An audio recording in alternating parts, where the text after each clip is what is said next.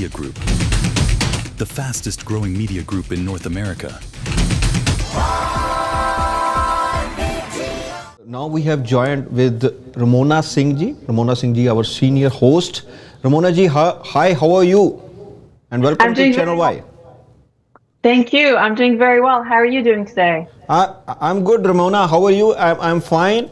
Ramona, I just want to ask, there are so many questions, there are so many texts from our viewers. They want to ask from you, what is going to happen with the trade deal between USA and Canada?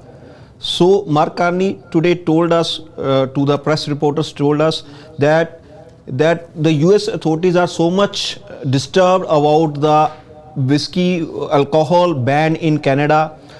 They are not allowing it, but they don't bother about 50% tariffs on steel, aluminium, and the lumber products, the agriculture products. So, how much, how you see even from the American sides, there is some rhetorics going on from their ministers, from their secretaries. So, what is the future of trade deal? So.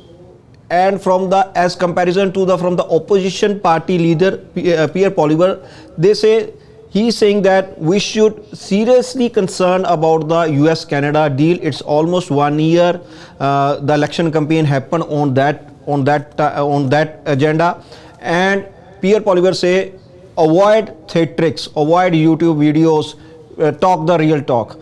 And on the other hand, Strait of Hormuz is closed. And what will be the long-term impact on the world economies if the Strait of Hormuz is closed permanently or at definite period of time?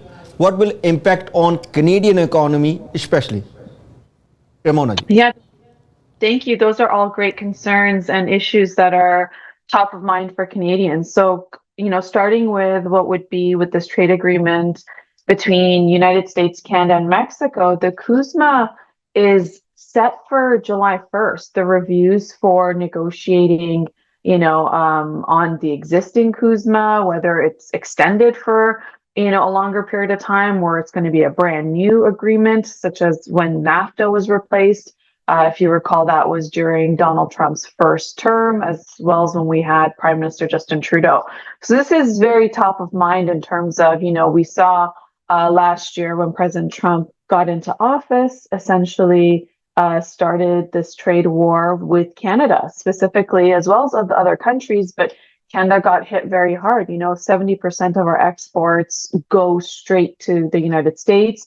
The average number is about 70 to 75%. We're talking about $3.5 billion of trade that crosses the Canada-US border per day. So yes, when it comes to what you just mentioned with alcohol, massive thing. But then on a bigger scale, we're talking about, lumber, aluminum, the auto sector that was, on the target of President Trump. So now the latest thing that's coming up is that since the review for Cusma is just around the corner, US is saying, give us an entry fee before we even start negotiating, before we start even reviewing the Cusma agreement, right? And what does that mean? They're not saying give us like money. They're saying give us concessions, right? Like give us something up front that we could take into consideration in the negotiation as goodwill. Meanwhile, Prime Minister Mark Carney is saying, no, we're not going to set the terms with what you guys want us to do because there's no guarantee of us getting a good deal if we give you concessions up front. And if we give you a concession up front, then, we have less to bargain with, right? So we know that in good faith, Canada already, if you recall last year, invested $2 billion at the Canada-US border to increase security because President Trump said because of the flow of immigrants, illegal immigrants, he said, as well as fentanyl, if you recall that. And we did that, within a matter of days, it felt like. That was last year. And then we also scrapped the digital, tax that we had put on when it comes to content that would be on social media. That was something that Canada had put forward under Prime Minister Justin Trudeau's government and then scrapped under, just to make a concession. So And so far we saw that based on those two things didn't really change so well at all for us as Canadians. So we know that the style of President Trump is really to drive a hard bargain, to kind of like pressure you into a negotiation style tactic. And it seems like our Prime Minister Mark Carney is holding his stance on this. And to that point, yeah, you have Pierre Poilievre, the leader of the opposition leader from the Conservative Party side, saying, yeah, it's been a year, and yet we still don't know anything about where Canada will stand during these reviews. Of course, the review is this year. And to that, you have Prime Minister Mark Carney. He put together, a group of people as a panel to review, to help in the process of Cusma. And to that, he put previous Conservative leader Erin O'Toole, previous deputy leader Lisa Raitt, who was also a cabinet minister. So he's, brought in some Conservative sides. So he put in Jean Charest, who was the previous premier of Quebec, as well as the previous premier of Nunavut. So what he's done is he's brought a panel together to be able to help during the Cusma talks. And in a way, it gives him a buffer that if opposition side says that he's not doing a good deal, he can say, well, we had Conservatives on this panel, we had, all kinds of from all parties on this panel. So that's kind of his tactic. But at the same time, like there's certain things that the Americans are trying to look into and kind of go after, such as supply management. That's a big thing that President Trump has always had an issue with. Essentially, we have supply management, which is it protects, Canadian dairy, poultry, eggs. It protects the Canadian farmers, essentially giving a price on what it should sell in the marketplace. It doesn't actually reflect the market rate, but what that does is it creates a cap of what it could be sold at and creates some predictability in revenues for Canadian farmers. And to that, President Trump has always had something to say about it. So that would be something that, that President Trump wants more access to the Canadian market for those items, but essentially saying it should be at a competitive rate, not at our fixed supply management rate. Then there's essentially US saying that there's a lot of protectionism in place for Canada. And rightly so, right? Canada has some of these measures in place. And now we know that if we were to give a lot of these things away that we have in place, it's going to affect the Canadian farmers, it's going to affect the economy, our stability, and all of that. But at the same time, we know that, this was the same president that we had negotiated Cusma with in his first term. And in his second term, he came and said, a lot of not such nice things about Cusma, which was under his own administration. So we know that there's that back and forth, that he's very unpredictable on where he stands on most issues. And then there's, of course, the regulations that Canada has in place, and having, making sure that there's some domestic protection policies in place, which the US is essentially pushing to be able to have a little bit more aggressive market access. And then there's that whole aspect of US saying there's a trade deficit, right? That they're purchasing more from Canada than Canada is purchasing from the United States. Well, majority of that is that 90% of Canadian oil goes directly to the United States, and which is a big reason of that, what he would call a trade deficit. But the Americans, use Canadian oil, and that's just a reality of things. And the other thing that President Trump has had a recent issue with is the trade concerns between Canada and China, essentially saying that, Canada could be a backdoor for Chinese goods into the American market, given that we share the biggest border. And of course, he's looking at protecting the auto sector in the United States, as well as obviously so many other sectors that would be affected. So this is part of the whole supply chain issue, essentially saying that, they want to have trade with China, and in terms of the tariffs that they've placed there, and what they want to do on that sense, not having Canada as a partial way into the American market. But the long-standing trade disputes have been on softwood lumber, steel, aluminum tariffs, and of course agriculture. So that's the latest there.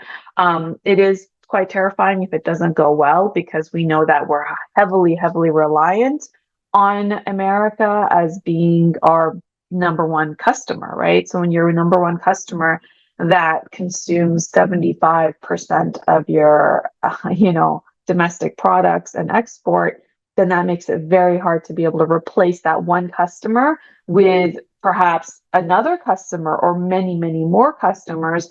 But would you do that in the short time in terms of being able to replace that? And is it possible, because we are so integrated and dependent, and that really shows during these negotiations.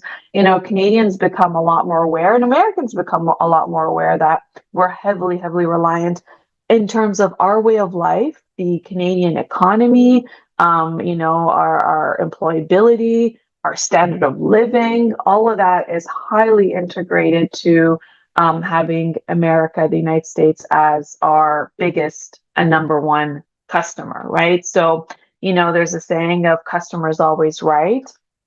In this sense, like, how do you appease this one customer that is headed by, the commander in chief, such as the president of the United States, really steering these talks and the bigger picture of things? And how do you appease that one big customer that really means, a threat to your quality of life, essentially your existence, in the short term, medium term, and yeah, definitely long term, if that cannot be replaced.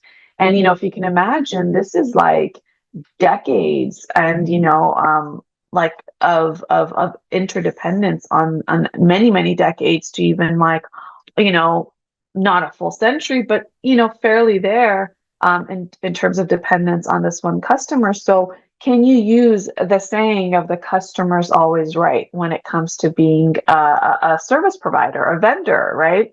When you have to service a client, and you make sure that you can manage their expectations, you make sure that they stay happy, so they're a loyal consumer.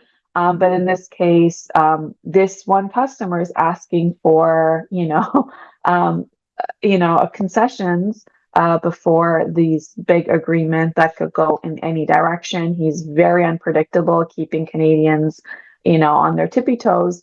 And the other thing is, that's why I think the Prime Minister is saying that, Canada's reliance on the United States is a big disadvantage. And essentially, that 8-minute video that he put out was really lowering our expectations. But even though we know our dependence on the Americans is our weakness, we've known this, since last year. Actually, we've known this since Trump's first term, when he wanted to scrap NAFTA and create Cusma.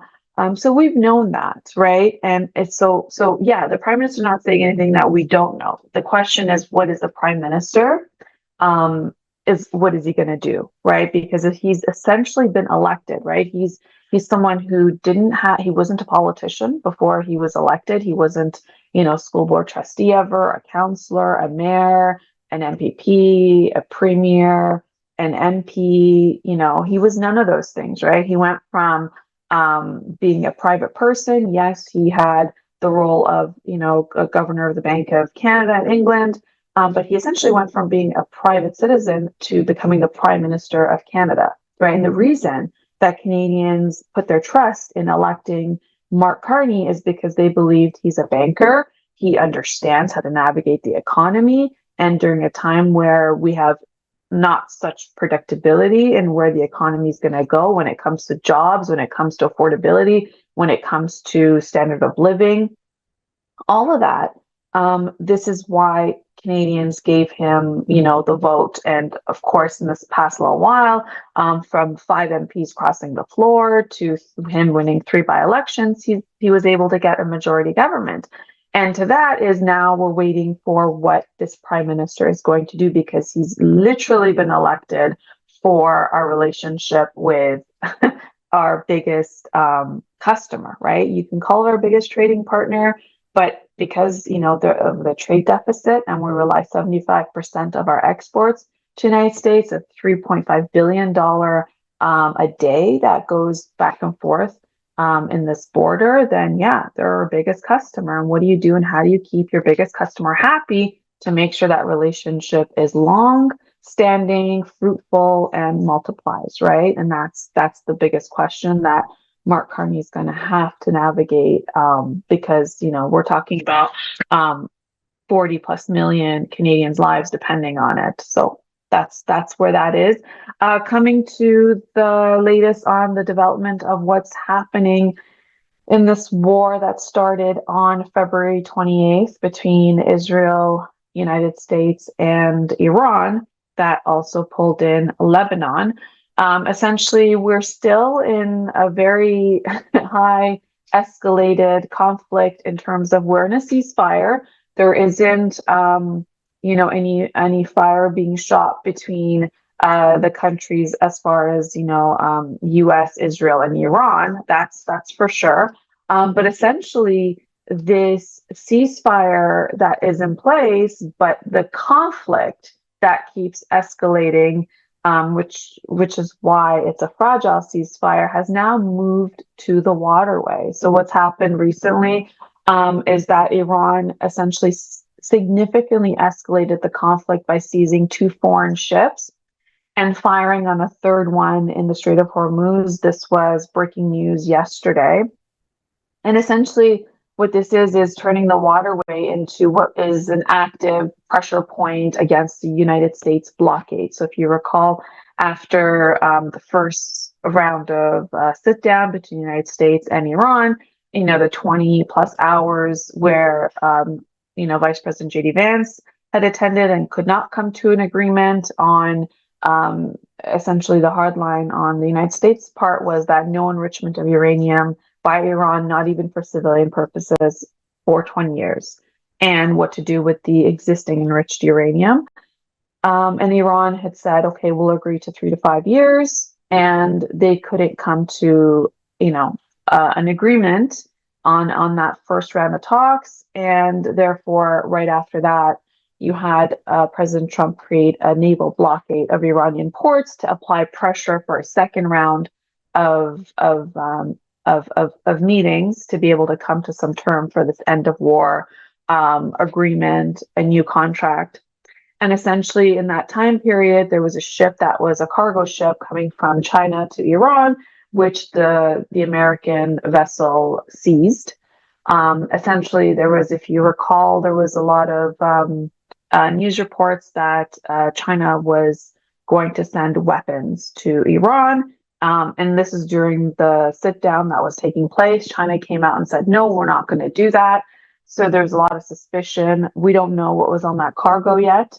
But to that, Iran reacted and started, seizing and damaging private cargo, essentially showing that the waterway is not safe and escalating this situation. So already we know Strait of Hormuz is critical for 20% of the world's energy, right? With Asia highly depending on the oil that comes out of that region. So essentially, through these escalations, such as the U.S. naval blockade of Iranian ports, then seizing the cargo going to Iran, and then Iran now seizing 2 other cargoes and damaging one, essentially saying that, they're going to disrupt the global trade in real time, right? That no one is safe in that waterway.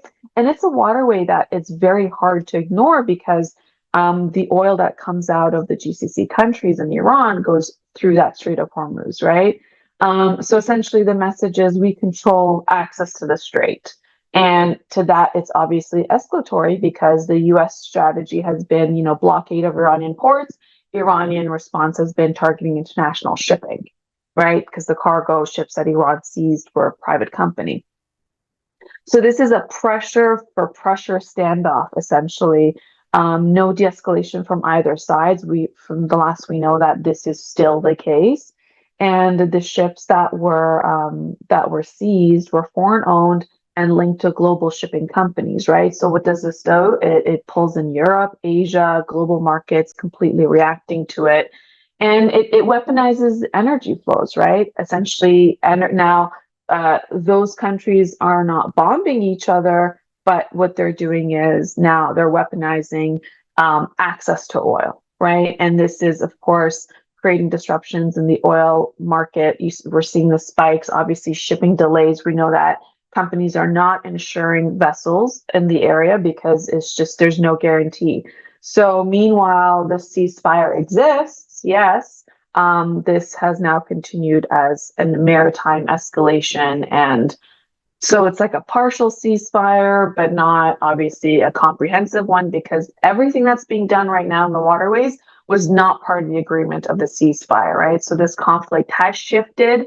It hasn't actually stopped. So we don't know, when are they going to sit down to have a conversation? The two sides, Iran and United States. Iran said they're not coming to have a conversation. Trump has not given a deadline. He essentially said Iran's, government is highly fractured. We're going to give them some time to come together with this negotiation, leaving an open window, because Trump has seen every time he's given a deadline of 5 days, 2 weeks or extensions, the deadline comes, nothing happens, right? So this is an open deadline. But what that also means is that this escalation that's happening in the waterway can continue and could escalate on its own. And because there's no deadline, and the whole point of the deadline that Trump had given was to open up the Strait of Hormuz, right? To make sure that global supply chains and the markets are not disrupted. That was the point of the deadline, to make sure the Strait of Hormuz is open.